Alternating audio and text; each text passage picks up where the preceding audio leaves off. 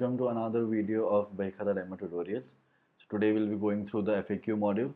There you can find it in the sidebar. So FAQ is basically frequently asked questions module in Bahikhata, and it is designed to help users quickly understand the platform's core functionality and resolve common queries, without external support.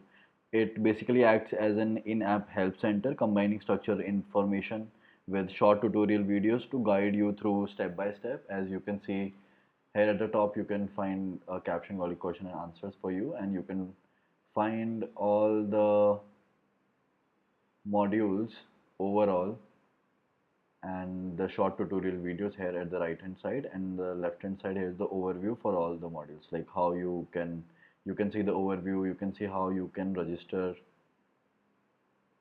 inside the registration process, then you can see the dashboard overview, then you can view how you can add a product and how you can sell a product. So like this, all the overall queries you can see in this module. FAQ module is basically a very powerful self-service tool that helps user to learn the app independently, and it also helps in getting the instant solutions to common issues and watching a visual walkthroughs demo wise for all the modules, and navigating features more confidently after watching this. So this is all for today. In the next video, let's go through the report section.